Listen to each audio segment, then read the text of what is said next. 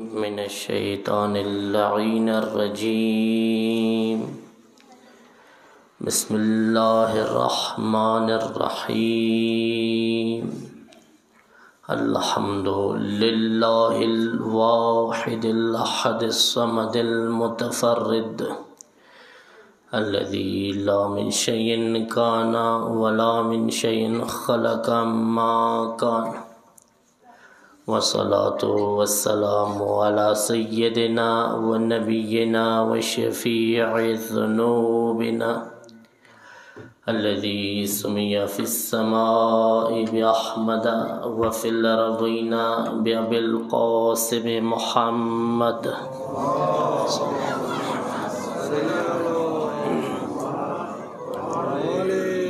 وعلى آله الطيبين الطاهرين المعصومين المظلومين المتطهرين الغر الميامين، لا سيما إمامنا وقائدنا بقية الله في الأرضين، روحي وأرواح العالمين لتراب مقدمه الفداء. أما بعد، فقد قال رسول الله صلى الله عليه وآله وسلم: يخرج بعد الغيبة والحيرة. درود و محمد و آل محمد بعد.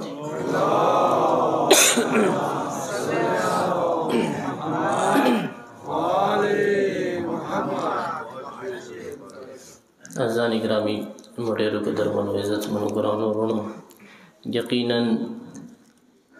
مو تاسو کوم دوران، کوم زمان، کوم وخت کې زندگی کوو، دغه وخت یا یقینی طور پر آخر الزمان دی یا آخر الزمان سره انتهایی زیات نږدې یو. دغه خبره کنفرم دی، دغه یقینی دی څه خامخا یا آخري زمانې کې اندامو تاسو کیو یا آخري زمانې ته به انتها زیات ورنږدې یو.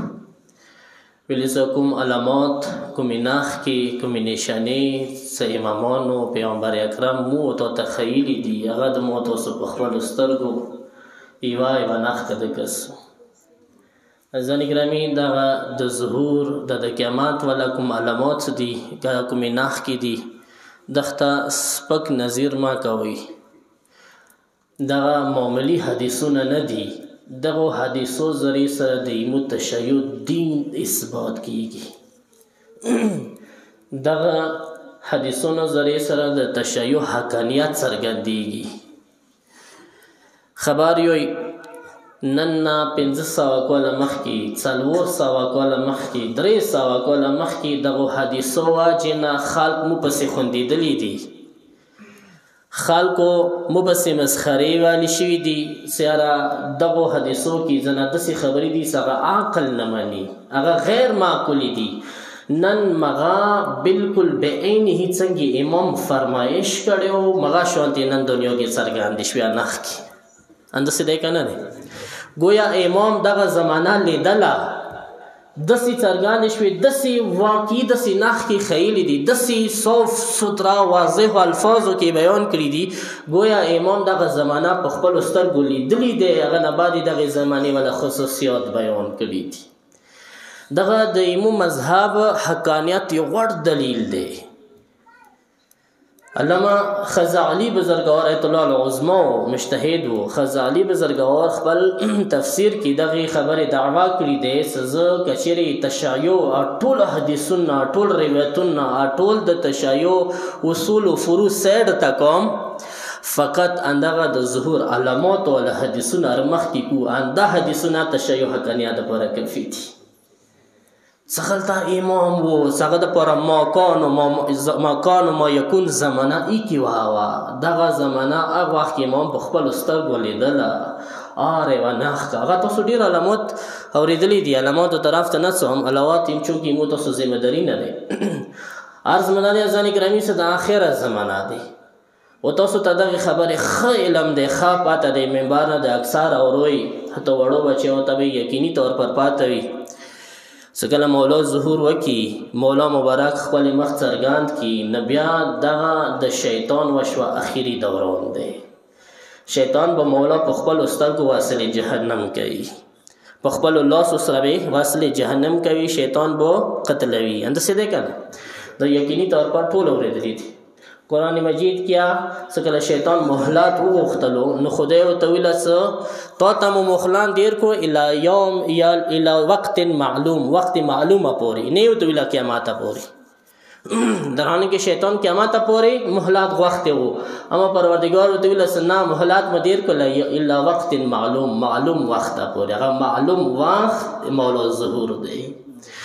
مولا څه ظهور وکړي، شیطان د وجود فلسفه ختمه شوه، شیطان مخکې مزید زندگی ختمه شوه، نه شیطان خپل لاسو سره مولا شیطان واصل جهنم کوي.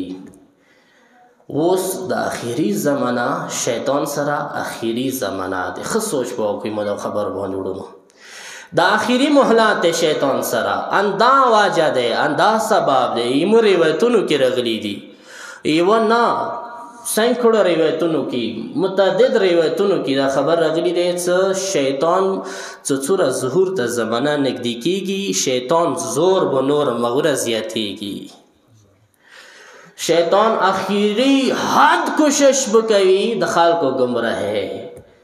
اخیری زمانه کې شیطان څومره زور، څومره طاقت، څومره قدرت، څومره څه زده که نه، چال زده، فریب زده، مکر زده، اخیری زمانه کې به استعمال کی. اندا وجه دی چې دغه روایت هم پیغمبر نه نقل دی، هم مولا امام محمد باقر علیه افضل الصلاة والسلام نه نقل دی. ارو شخصیاتو نه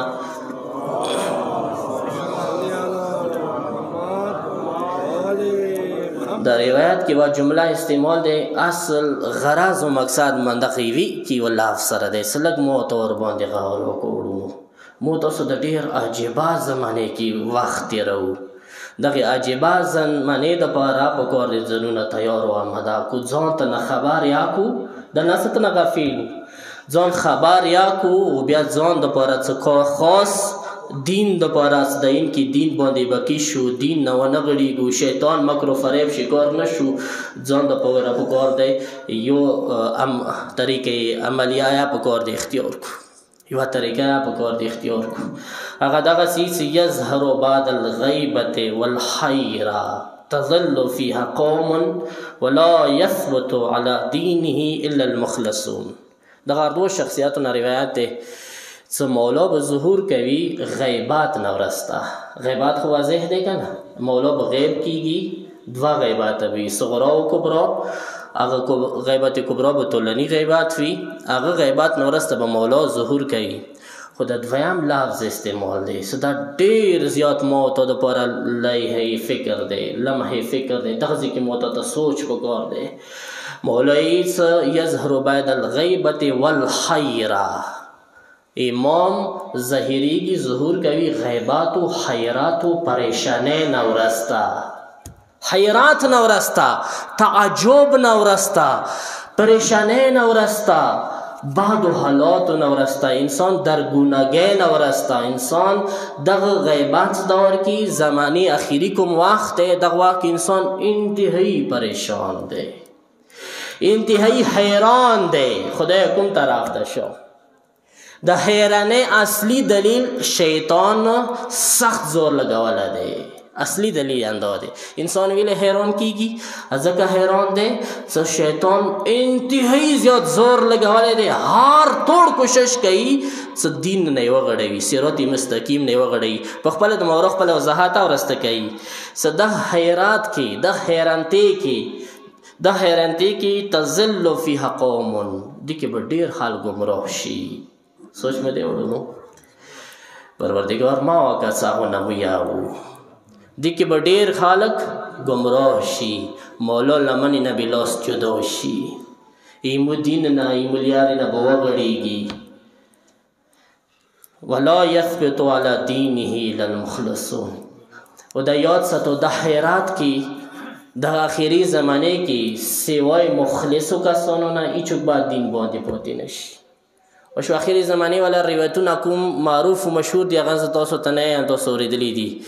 څه دغه پورې سخته دی، څه گویا ورغوي باندې سکرات یې واچوه. څنګه انسان ته زندگی سخته دی، ایمان ساتل دومره سخته دی. شپې مؤمن به سبې کافر ارپڅېږي، سبې خونې نوتې مؤمن به مخامخ کافر خونې ته واپس راځي. د حیرات د حیرانتۍ دا د انتهایی د سختۍ د پریشانۍ زمانه دی که نه دی وړونو؟ دا واجه څه دی؟ څه شیطان خپل آخري زور لګوي. څنګه شیطان ته دغې خبرې پاته دی. او شیطان جناونه دی که نه؟ شیطان جن قسمونه دی. جن انسان سره ډېر زیات شبهات لري، ډېرو زیاتو شیو کې. هغو نه یو شی انسان سره شبهات لري، لکه څرنګه انسان ترقي کوي د شانتې جنیات ترقي کوي. جنا خپل حالات باندې بکی نه پتې کېږي، مخکې ترقي کوي. مخکې چې انسان حضرت آدم زمانې نه ونې هغې زمانې والا کوم انسان، اوس انسان منځ کې اسمان و ځمکې فار دی که نه دی؟ همدې شانتې هغې زمانې والا کوم شیطان و، کوم جن و، اوس کوم شیطان و جن دی، دې منځ کې ډېر زیات فرق دی. شیطان ډیر قوي شوی دی. د هغه چوک دی څه دي اسمان لیارو نه ښه بلد دی، اسمان کې دي وخت تیر کړی دی. مولا امیر المؤمنین نهج البلاغه کې که نه څه شیطان 6,000 کاله اسمان کې اوسېدلی دی.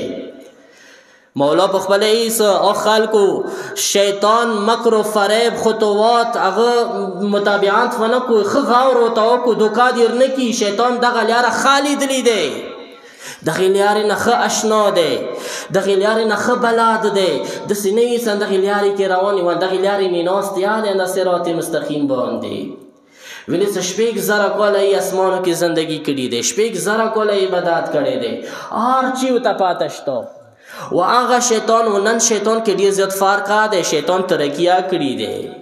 اخر زمانې شیطان بې انتها زیات قوي دی، قدرتمند دی، طاقتور دی. دغه طاقتور شیطان یو مثال درکوم. اخر زمانې یو بے انتها زیات مهمترین موضوع څه تقریبا دین یو دین انکار نه کوي، هر یو دین کې شته، هغه د دجال خروج دی. دجال شیاو کتابونه ته نه ډک دي. څه امام ظهور نه مخکې څو امام حتمي علامات دي، 5 حتمي علامات دي، نور غیر حتمي دي. دغه 5 حتمي علاماتو نه یو د دجال خروج دی، یو د صفیانی خروج دی، یو د خراسانی خروج دی، یو بید هغه خسف بیدا دی. مکې نه مخکې دلته یوه ځمکه دی، هلته به د دجال لفوج ځمکې کې نغرا شي. یو میره سترګې مغرب طرف ته خروج دی. دا 5 علامات حتمي دي. یو اسمان طرف ته سایقه دی، هغه دی. ځینې علماو کې دا شملي چې دغه 6 علامات حتمي دي، ځینې 5 شملي. بهرحال هغه سره کار نشته. هغو حتمي علاماتو نه د دجال خروج دی. دجال به خامخا خروج کوي، دنیا ته به رسي. دنیا به بیا ظلم و جبر نه ډکوي، هر طرف ته به ظلم کوي، هر طرف ته به د خدای مخالفت وي، هر طرف ته د شیطان کمک وي، شیطان سره به ملګری وي. د شیطان کارمندو نه، شیطان نوکرانو نه دجال یو وړوکی نوکر دی. اوس تاسو لږه اندازه ولګوئ، دجال لږ غوندې کې تاسو ته وضاحت کوم چې دجال څومره طاقتور دی. دجال کې شهید باقر الصدر رحمت الله علیه سو ډېر عظیم شخصیت، هغه یو کتاب لیکلی دی موسوعة المهدی، ډېر بهترین کتاب دی، زمانې مولا حوالې سره دی. هغه کې هغه دجال والا څومره روایتونه دي ټول یې راجمع کړي دي. هغه باندې ډېر بهترین مفصل بهترین یو تحقیق یې ورباندې کړی دی. هغه کې څومره روایتونه دي که نه 5 خصوصیات بیان شوي دي. روایتونه ډېر زیات دي، خو د 5 خصوصیات ټولو روایتونو کې مشترک دي. دجال 5 خصوصیات بیان شوي دي. ټولو نه اول خصوصیات یې دغه دی چې دجال هغه څوک دی چې هغه یوه سترګه دی. تاسو وړوکوالو نه دا اورېدلي دي، یوه سترګه به وي، صرف یوه سترګې لري، ډنډې کې به یوه سترګې، نوره دویمه سترګې نشته. دویم خصوصیات هغه به یهودي مور نه پیدا کېږي، یهودي مور نه به پیدا کېږي، مور یهودي دی. دریم خصوصیات یغه مړی یوه غره په شانتې دی. هغه یوه ټایم کې مړی څه خوري که نه، لکه روغ غار دی که نه، غره په شانتې مړی به خوري، غار به خوري په یوه ټایم. دا د دجال مړی دی یوه ټایم. څلورم خصوصیات دجال والا فتنه دومره زیاته قوي دی چې شرق و غرب عالم به ترنه ډاک وي. دجال فتنې نه، یو ځای ته نه خالي نه دی دجال فتنې نه، خونې ته به دجال فتنه ورسیږي. دغه یې مو روایتو کې شته. پنځم څه دجال حوالې سره دی، څه دجال به د دغې خبرې اعلان کوي څه انا ربکم الاعلی، زه یې تاسو خدای یم او زه یې تاسو غټ خدای یم. دجال به دغه غږ کوي، دغه دعوا به کوي. دغه 5 خصوصیات روایتونو کې راغلي دي. بیا هغه نه بعد باقر صدر بزرګوار یو تحقیق کوي، څه ډېر بهترین جامع ډېر عظیم تحقیق دی. یاد ساتوي څه کله دغه خصوصیاتو ته انسان سترګې وغړوي، ایمو تاسو ذهن کې وهم و ګمان کې دا راغلي دی څه دجال یو انسان دی، دا راغلی دی ما تاسو ګمان کې کنه. او دا انتهایی یو ته غلط یو تجزیه دی. څه کله یو انسان شي غره په شانتي انسان هر څومره غوړ شي غره په شانتي خوراک نشي کولی کنه، نو لحاظه یې مو تاسو ذهن کې بیا نه جمع کېږي. دویمه دا دی څه اوسه پورې مو چې دا دنیا کې نه دلدلې څه یو انسان وي څه کې به سترګې وي. دویمه دا دی څه یو انسان فتنه یې دروغ دا شي، څه شرق و غرب عالم یې کې و انسان فتنه ډاکه شي. دریمه دغه دی څه هغه نه ربکم الاعلی دعوا وکړي لکه فرعون کړي وه. دغه ټوله خصوصیات باخر الصدر بزرګوار نور روایتونو مداد سره، چونکه ځینو روایتونو کې داسې راغلي دی دغه سوچ ما کوي څه دجال یو انسان دی. ځینو روایتو کې داسې دي الدجال امرون، دجال یو شی دی. سوچ مه دی ستړي خو نه وي شوي که نو، دجال یو شی دی، دجال امرون دجال یو شی دی. انسان دپاره خو شی لفظ نه استعمالیږي که نه، بیا حکیم ذات بلیغ و فصیح ذات امام بیا داسې لفظ استعمالولی شي؟ یقینا نه استعمالوي. دینه دا اندازه لګېږي شیطان یو انسان نه دی. نور روایتونو کومک سره دجال د یوه نظام نما دی، څه دغه نظام جوړ کړی شیطان دی. توجه ما کړو نو دغه نظام چا جوړ کړی دی؟ د شیطان جوړ کړی دی. دغه نظام د شیطان والا اخري زمانې کې به څرګندېږي. اوس تاسو سترګې وغړوئ، زه یو خصوصیات تاسو ته لوډ کوم. ټول نوال څه یوه سترګه به وي، یوې سترګې مطلب دا دی چې هغه به صرف اور صرف دنیا کسي. نن سبا معاشرې کې سترګې وغړوئ، ټولې دنیا کې سترګې وغړوئ، دنیا نه علاوه د چا ته بل شی بریښي، چوک د آخرات کسي، چوک د دین کسي، هر چی کې سترګې غړوي څه مته دنیوي ګاټه شته که نشته دی. که دنیوي ګاټه وي چې ویلې نه وي اقدام ورباندې کوي، مخته ورځي، چاهې دین یې تباه کېږي آخرات یې تباه کېږي، پروا ورته نشته. ساره د دین ته آخرات ته چوک سترګې نه غړوي، غړوي دي چوکړونو. که چیرې قیامت یې چا په زړه وی، که چیرې قیامت چا لیدلی، که چیرې آخرت چا لیدلی، دغې معاشرې کې به داسې عجیبه ګناهانې، عجیبه ظلمونه څه انسان ته نه غونې ځیږ شي. دا کیدای شي دا بیا امکان لري؟ ناممکنه دی. څه چا قیامت باندې ایمان وي، قیامت وکسي او بیا دا شانتې سختې ترینې ګناه انجام کړي. دینه مراد یوه سترګه یعنې صرف دنیا کسي، بس دنیا نه علاوه هغه هېڅ نه کسي. نو تاسو نن سبا دنیا کې کوم یو نظام کار فرما دی، کوم یو نظام دی چلیږي؟ پڑھا لیکه مجمع دی سرمایه دارانه نظام چلیږي د کنه دی چلیږي. سرمایه دارانه نظام نن سبا دنیا کې حکم فرما دی، حکیم دی. سرمایه دارانه نظام یعنی کې وسترګه دنیا والا سترګه بلی وایا نه، صرف پیسہ صرف دنیا دغه طرف ته ټول متوجه دي. تاسو سترګې وغړوئ، تاسو د خپل نمونه زیات بلد دي دغه شي کې، تاسو خپله دنیا لږه وکس مطالعه یې کوئ، څه خلته بدترین صورتحال دی درته هېڅ دنیا ښکلي که آخرت چا لیدلی دی. نن سبا د ما تاسو تعلیمي نظام ته دا شعر نه وتو، تعلیم کې مو ته هغه یو تعلیم بهترین تعلیم دی څه پیسه ورسره ښه ګټه شي. همداسې دی که نه دی وړلو؟ هغه بهترین علم دی. اول پوښتنه کوي چې دې سکوپ شته او که نشته، که دی سبجیکٹ سکوپ وی، دی مضمون سکوپ وی، مغه طرف ته څوم یعنی پیسې خار ګټا شم دی باندې کنه. نو مو کوم شي سره پیسې ګټي مغه ته علم نه ماویر کړلا. کوم شي سره پیسې نشي ګټا دا علم نه دی، دا جهل دی، دا ایسه ته کار نه دی کوي، سره پیسې نشي ګټا. صرف اور صرف یو نگاه دی کی واسترګه دی، هغه د دنیا سترګه دی. دغه نظام دی نن سبا دنیا کې اندا نظام دی چلیږي. وړو دویم ساغایی س یهودی مور نه به پیدا کیږي.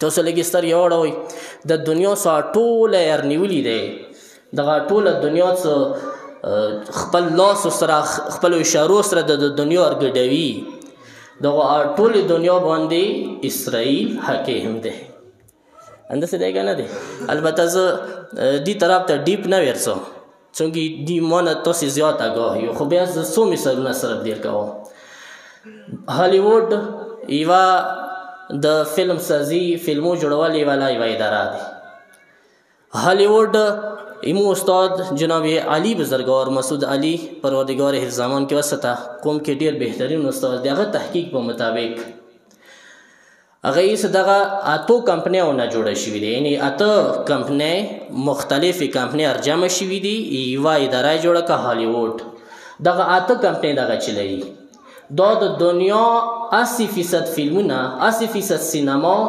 هالیووډ فلمونه آبادي دي او چلیږي ده خبر یو 80% سینمایی چواله فیلمونه آبادی دی هالیووډ والا و دغه اتو کمپنیو سربراهان اتو کمپنیو والا لیډران اصل کسان مالکان یهودیان دي تاسو خپل اندازه اوس ولګوئ دنیا د چوک چلی دغه دجال چا طرف نه راغلی دی د یهودي مور نه پیدا شوی دی یعنی دا یهود پیدا کړی دی دغه دجال دا دی جړ دی بنیاد مور اخچواتی سے کوم طرف نه بنیاد وی کنه دی بنیاد دی جړ یهود دی ټول دغه سرمایدارانه نظام بیس کی دی څټ کی صرف اور صرف یهود ویلوړ دی نن کا امریکا چلویا یهودی چلوي نن کا دنیا چلویا یهودی چلوي کا سرمایداران نظام حمایت کوي اند یهودیان دی کوي مکمل طور پر دغه یو ملک بنی اسرائیل ټوله دنیا یې اجیره کړي دي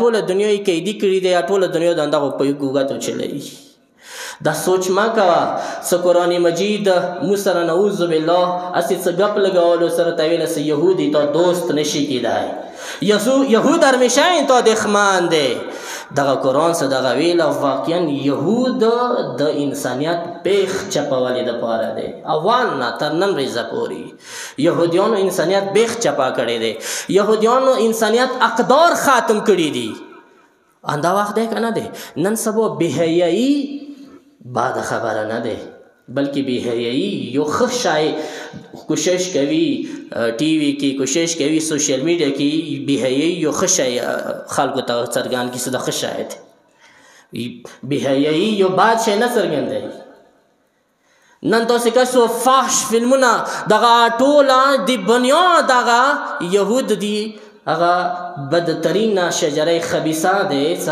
وجې نه ټوله دنیا نن سرګردانه دی بهرحال زه دې نور وضاحت کې ډېر نه څم مو څه زیات خبرې اوږدې نه شي دریم شی هغه دغه څه دریم خصوصیت یې دغه چې دي مړی دي غذا غرو په شانتې دی ښه سوچ وکړئ دغه تحقیق دی د مو استاد علي بزرګوار هغه بزرګوار ویله څه یو فلم و هالیووډ کې جوړ شوی و ایرانیانو په خلاف ایران قوم یو دهشتګر قوم جوړ کړی و هغه فلم کې کوشش یې دا کړی دی چې د ایراني قوم یعنی شیعه صاف ستره خبره هغه ایران سره څه کار نشته او شیعتوب سره یې کار دی څه ویلي سم دغه یو نظام دی چې هغوی مقابلې کې ویلوړ دی یعنی شیعه قوم دهشتګر دي د دنیا کې فساد جوړوي هغه فلم 313 نامه وه فلم مو خیال وکړه فلم نامه 313 هغه یوه فلم باندې څو خرابه ډالر خرج شوي دي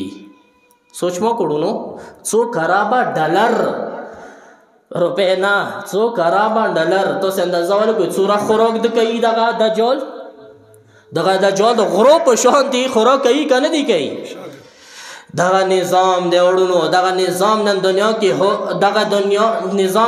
کې راغلی دی دجال ظهور کړی دی باقر صدر بزرګوار اندغه خبره ثابته کړي خپل بهترین د کتاب کې څه دجال ظهور کړی دی دجال راغلی دی خو ما ورته تر نه غفیل یو وړونو دجال شکار نشو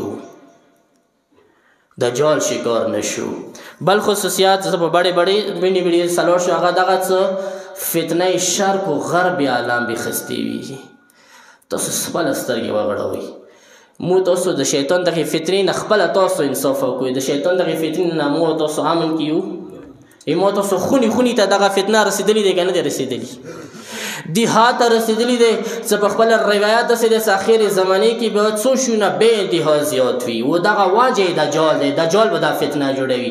دجال ټولو نه غټ ټارګټ ټولو نه غټ هدف هغه خنوده دی، خلخانه دی، خونه دی. څو خونه ټوکه ټوکه کی خونه پرې نږدی. زوی پلار نه بد زن کی، پلار زوی نه بد زن کی، ښځه میړه نه بد زنه کی، میړه ښځې نه بد زن کی. دغو منځ کې جدایي راولي، دا بیله بیله کی، جدا جدایي کی. څه کله خلخانه جدا جدا شوله بیا هغه ته شکار کوله ډېر زیات اسان دی. لکه څنګه مرغۍ رمې نه بیله شي بیا ډېر اسانې سره شکاري شکار کولی شي که نه. همدې شانتې څه که دغه خلخانې نکاح سره بیل شولو ویلې دغه خلخانه که الهي خلخانه وي، دغه خونه که دینی خونه وي، که دا امام زمان علیه السلام باندې ایمان لرونکې خونه وي، همدغې خونې نه بیا د امام سربازان راپڅېږي. بیا چیرې پڅېږي؟ امام سربازان راپڅېږي، امام سپیان تربیات کېږي. دا چېرته تربیات کېږي؟ دغې خونې کې تربیات کېږي. یې څه دجال ټولو نه غټ هدف همدغه خونه دی. تاسو ته سترګې وغړوئ لږ 50 کاله څټ ته لاړ شو، ډېر وروسته مات شو. 50 کاله مخکې تلکونه څومره وو، اوس تلکونه څومره دي؟ ایډوکیټ صاحب ناست دی. مخکې څومره تلکونه وو، اوس څومره تلکونه دي. مخکې پلار او زوی لانجې څومره وي، اوس یې پلار زوی لانجې څومره دي. عزیزان ګرامی، مخکې څومره بهترین یو ماحول به و، پلار به ناست و، زمن به چار چاپیر ناست و، نه چا سره موبایل و، نه چا سره بل څه خبر و، بلکې پلار به لګیا و خپلو زامنو ته به نصیحت کولو، خپلو زامنو ته به طریقې کار ښیلو، زندګۍ تېرولې، بهترینې خبرې به یې ورته کولې. اوس پلار سره دومره ټایم نشته چې زوی ته خبرې وکړي، ویلې څه هغه فیسبوک کې لګیا دی. او نه زوی سره دومره ټایم شته چې د پلار خبرې وویلې هغه فیسبوک کې لګیا دی. دا صورتحال دغه فتنه خونې خونې ته رسېدلي دی که نه دی رسېدلي؟ دغه روایات یې څه شیونه به اخر زمانه کې بې انتها زیات شي. کثر الطلاق و کثر العقوق و کثر قطع الرحم. درې شیونه به بې انتها زیات شي اخر زمانه کې. دغه دجال دغه کار کوي. ټولو نه اول طلاق به زیات شي. عزیزان ګرامی، واقعا مخکې څه کله طلاق معامله راغللی انسان به غونې ځي کېدلو، تعجب به کولو. ځکه اوس شریعت کې دغه قانون دی څه هغه یو حلال شی څه هر شو نه لړزېږي هغه طلاق دی. یې څه کله څه طلاق صیغې جاري کوي اول 3 ورې استغفر الله ربي واتوب الیه وایه، اول 3 ورې استغفار تېر کا. دا حلال دی خو بدترین حلال دی.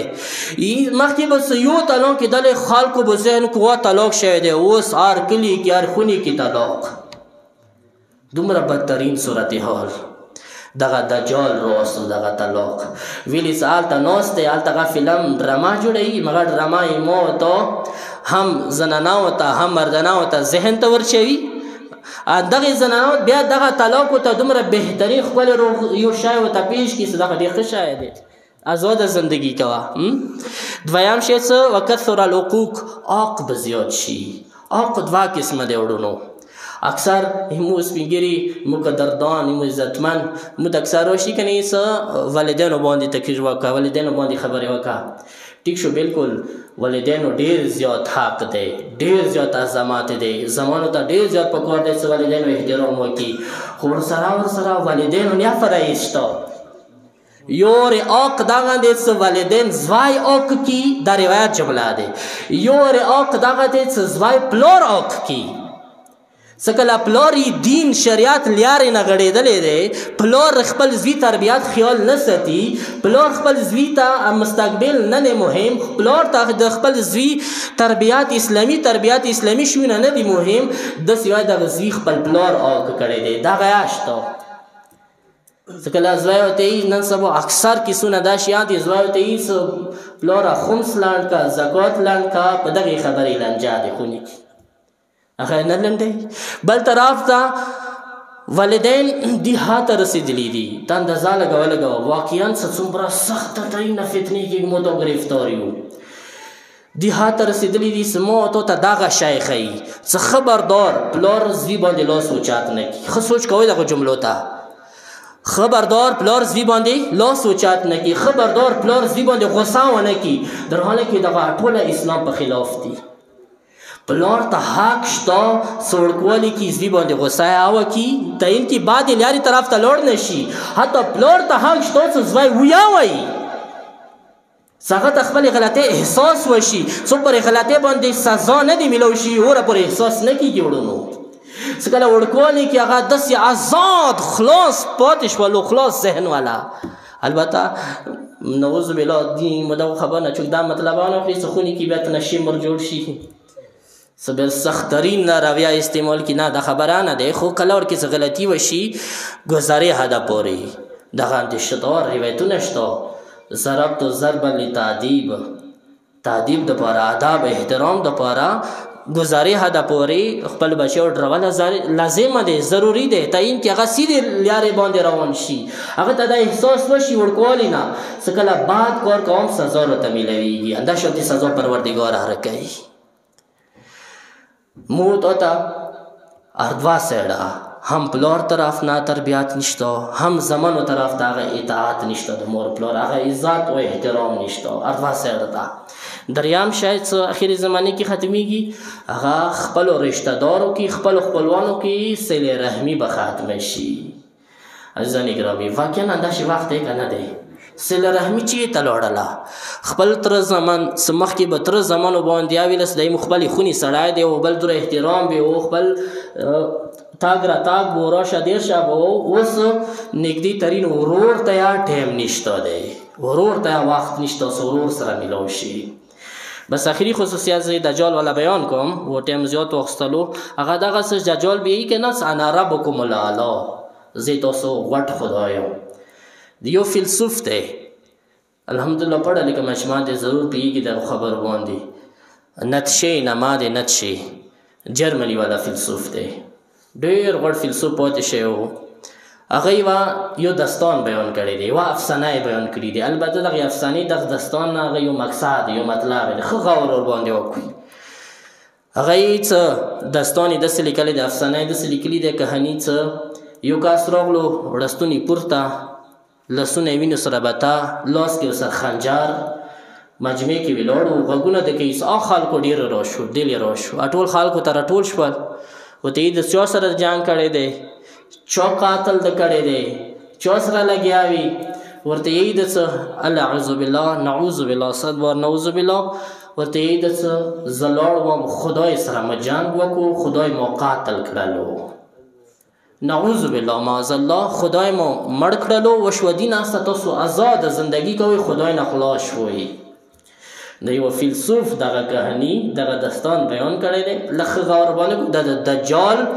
دغه اعلان څنګه خدای د قاتل کو خدای د خاتم کو څه مطلب او شاک خوم خدای تاسو تویلی وسل منځونه کوي حکم خدای تاسو تویلی وس خنزیر غوخه مخروي حکم خدای تاسو تویلی وس دا کار کوي دا ما کوي شو سي ضرورت نشته څنګه خدای نه پښو پاتې هغه اوامر او نواهی به څه پاتې شي وشو سي هیڅ ضرورت شته څه مرزي مغه کوي خو څکله خدای د مړ کو هغه په ځای څوک راغلو هغه په ځای زه راغلم انسان راغلو دغه یو خپل فلسفې دپاره یو بنیاد یې دی هغه ته هیومنیزم فلسفه هیومنیزم دغه هیومنیزم فلسفه بنیاد دغه خبرې باندې کېښلو چې خدای په ځای انسان کېنستلو انا ربکم الاعلی انسان دعوا وکړله چې زه غټ خدای یم خدای بل چیز نشته اندازه خدای یم بس مخکې به یو مسلمان یو متدین یو دیندار دا اعلان کولو خدای محور و هغه کار کوم چې کوم څه خدای خوښوي انداسې دی که نه اوس هېڅ نه هغه کار کوم چې کوم څه ما خوښوي کوم څه انسان خوښوي نن سبا زمانه کې ټول دنیا باندې هغه د هیومنیزم کار فرما دی که نه دی او ځان ګرامي د ځنو ظاهري داوونه ظاهر نارونه دوکانه شوي هیومنیزم ځنه ظاهري نارې لګوي چې د انسانیت والا خالق دی د انسانیت والا نه دی د انا ربکم الاعلی والا خالق دا وی والا خالق دی دجال دا د شیطان چې دی یو وړوکی غوندې کې نوکار دی سوچ وکا دغه نظام جوړ شیطان کړی دی دا د شیطان نوکرۍ کې کار کوي نو بیا شیطان څور آخر زمانه کې زورور دی درود وای محمد و آل محمد باندې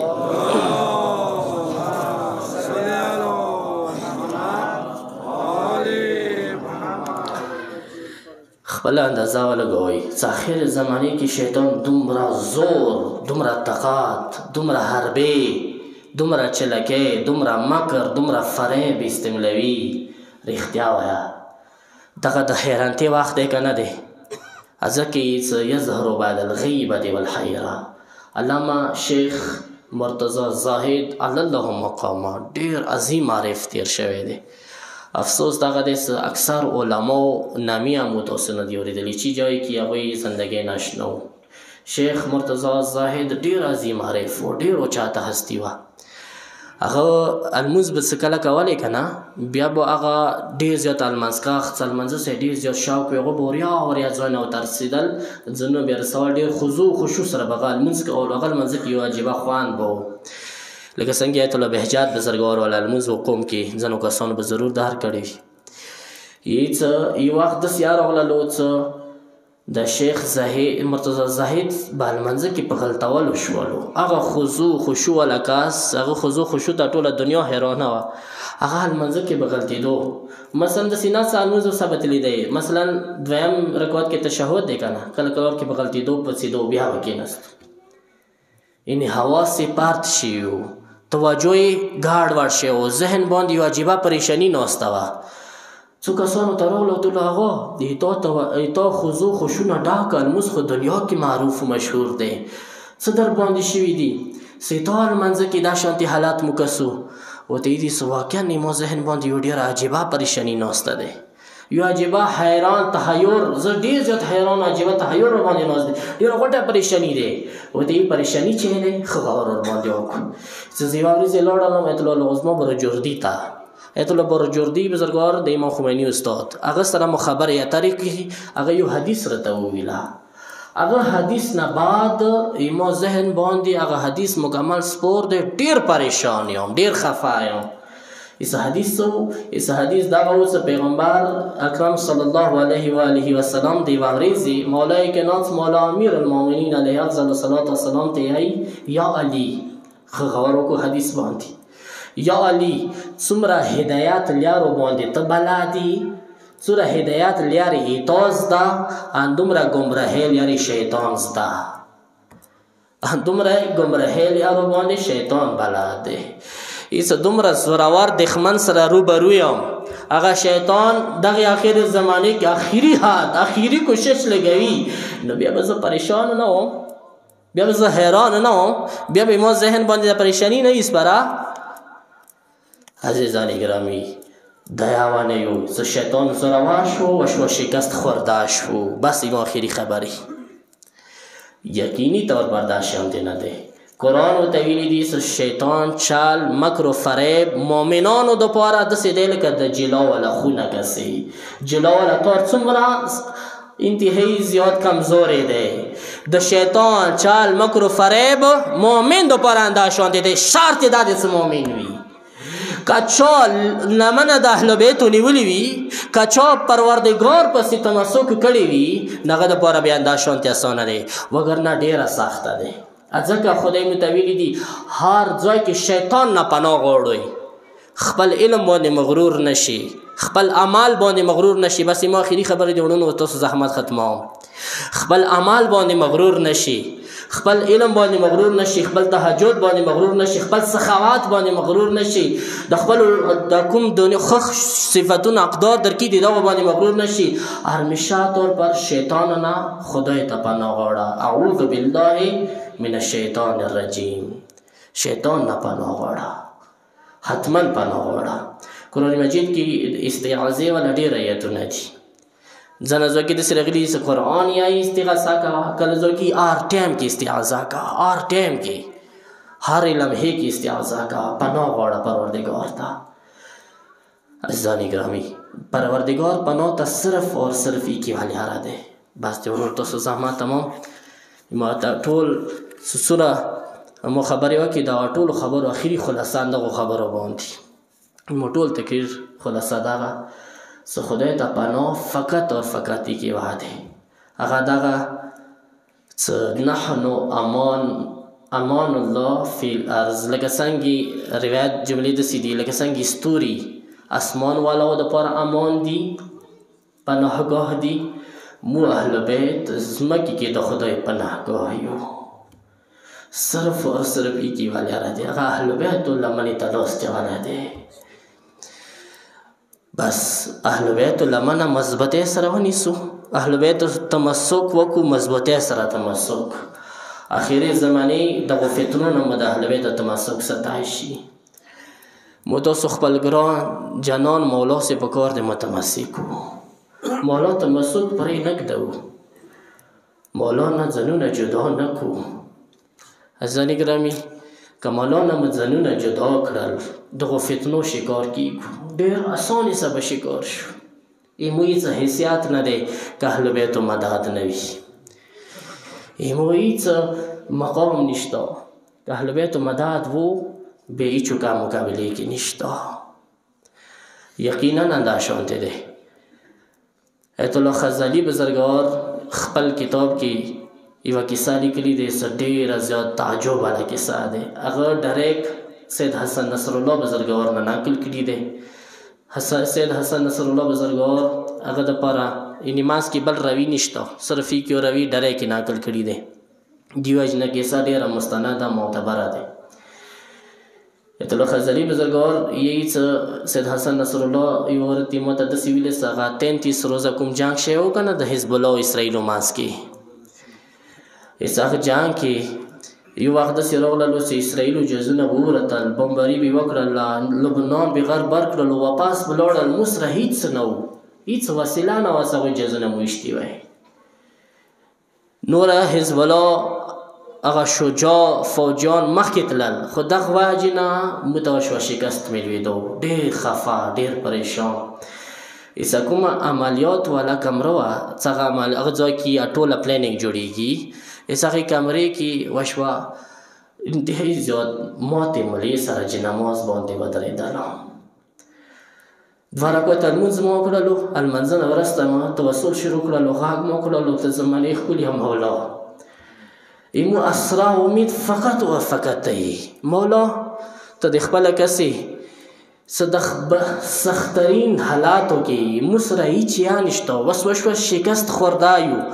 مولا دا د صرف حزب الله شکست نه دی، دا د صرف لبنان شکست نه دی، دا د ټول شیعتوب شکست دی، ټول شیعو ته شکست میلوي، ټول مسلمان د دې سره شکست خورده کېږي. مولا ته راسره مدد وکړي. ایسا په انتها زیات وژړېدلم، ژړا ژړا کې مې سترګه ولګېده، پړمخۍ غوندې کې حالات وو، سترګې د غړوم. هېڅ 14 عظیم انوار مقدسه مو ته مخامخ ولاړ دي، ډېر نوراني عجیبه نور دی، 14 نوره ولاړ دي راته. هېڅ دغو انوارو کې زه د زمانې مولا پسې متمسک شولم. مولا ته ویرغللو، مولا لمنه ونیولله. مولا ته د کسې حالات به انتها زیات سخت حالاتي، مولا ته مدد وکړه. هېڅ مولا ما ته اشاره وکړله چې د کربلا بادشاه حسین ته لاړ شه. هېڅ زه ورو ورو د کربلا بادشاه حسین ته راغللم. د کربلا بادشاه لمنه ما وکړله، بادشاه د کربلا مو باندې ډېر بد وخت دی، د صرف د ایمو شکست نه دی، دا د ټول شیعتوب شکست دی، ټول شیعه د وجې نه شکست خورده کېږي. هېڅ کله مولا دغه جملې واورېدلې که نه، هېڅ یمنه مولا ایمو لاس ونیوللو، ورته کا لاړ شه ما قدرمنې مور زهرا لمنه ونیسه. څه کله زهرا موجوده وي بیا شاید زه خپل الفاظو کې آیم بیا بېادبي دی. څوارمنه قدرمنه مور موجوده وي، زه یې ته حاجت وارم، ما مور بزرګوارې ته لاړ شه. هېڅ سید حسن نصر الله بزرګوار د هېڅ زه راغلم، قدرمنې عظیمې بیبي چادر مو ونیوللو، غږ مو وکړو مقدرمنې انیا زهرا، مقدرمنې مورې مو سخت ترین صورتحال کې گرفتاری و بیبي، د تا لطف و کرم نه، تا تمسک نه علاوه مو سره هېڅ وسیله نشته. هېڅ یورې بیبي مبارک لاس مبارکه ګوته اوچاته کړه، بیا یې ټیټه کړه، اوچاته کړه ټیټه کړه. هېڅ کله ګوته اسکېدی ټیټېدی، یو جاذبه لوېدو، یو جاذبه لوېدو.